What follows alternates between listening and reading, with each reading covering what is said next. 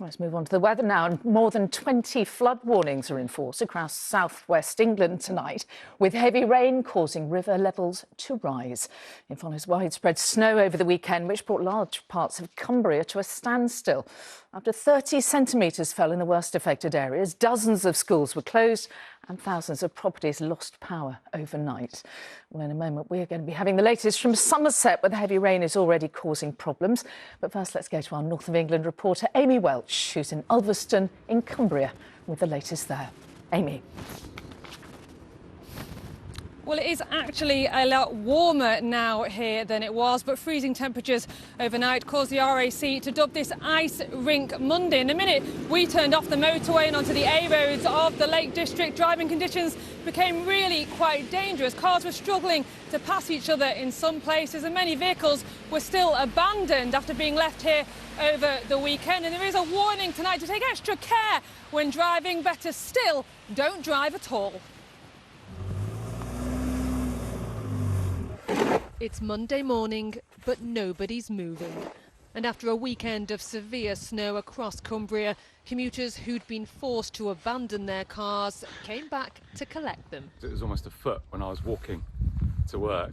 Unfortunately, luckily enough, I happen to have some cross-country ski boots in my car because I'm learning to cross-country ski.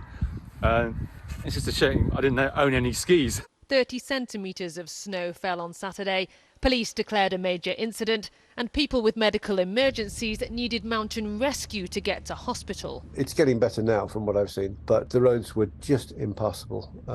And not because of because of the snow directly, but because of people who had abandoned their vehicles, their vans, their buses. More than 1,300 people were left without power. Max, Ola, say hi to the camera. 59 schools have shut. And Jane's kids have been without water or electricity for 48 hours. So she's brought them here, an emergency hub in Ulverston, for some free hot food. What they're doing there?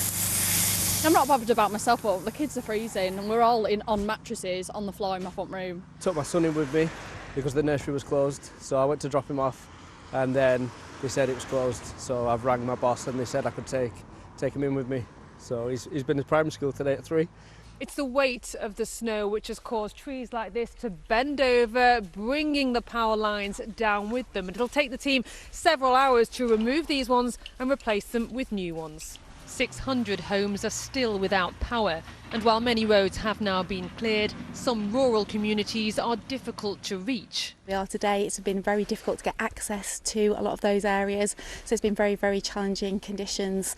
So we're conscious of welfare for our customers and safety for our teams as they go about doing their job. Despite working through the night, some will still be left in the dark until at least tomorrow. And while it is set to get warmer, that'll be little comfort to those left in the cold. Amy Welch, ITV News, Cumbria. OK, well, let's get the latest on the situation in the southwest now, where there are more than 20 flood warnings in place. Max Welsh is in Blackwell in Somerset. Max, the heavy rain already causing real issues down there.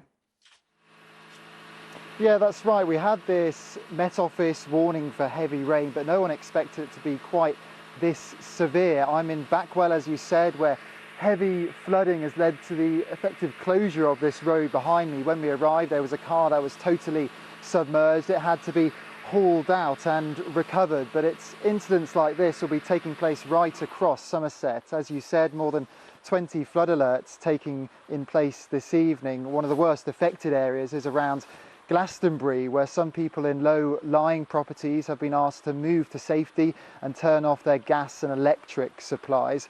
In that same area, West Pennard Primary School was really badly affected, with students and teachers having to chip in and sweep out some of the floodwater there. The head teacher saying it's the worst flooding he's ever seen, and that's just one of more than 20 schools affected. Emergency services have also been inundated with well over 70 calls, and although the yellow warning for heavy rain has now stopped, those flood alerts remain in place tonight, so people are being asked to take extra care, pay attention to those flood alerts, and also certainly not drive through any floodwater like this.